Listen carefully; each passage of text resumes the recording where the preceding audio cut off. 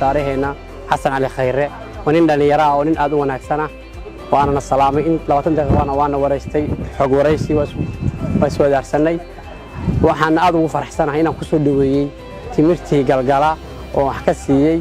oo una ballan qaaday geed timira inaan siinayo igana aqbalay aad baan ugu faraxsanahay dhalinyarada aad buu u bogaadiyay aad buuna wuxuu yiri isku xirma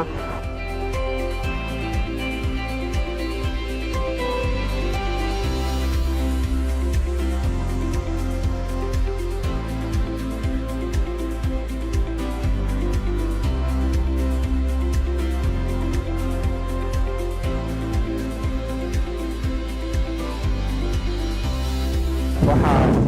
gaar ah noo ahayd maanta in aanu kula kulanno mid ka mid ah maqaaxiyaha magaalada Garowe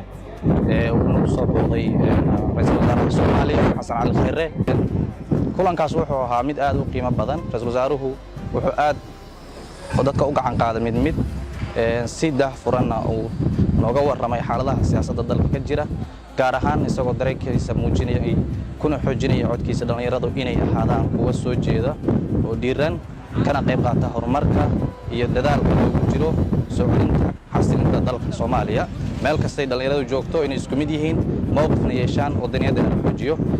taas waxay ahayd mid aad aan ugu dhiiranay oo dhammaan dhalinyaradu ay si qalbi furan ra'iisul wasaaraha u soo dhaweeyeen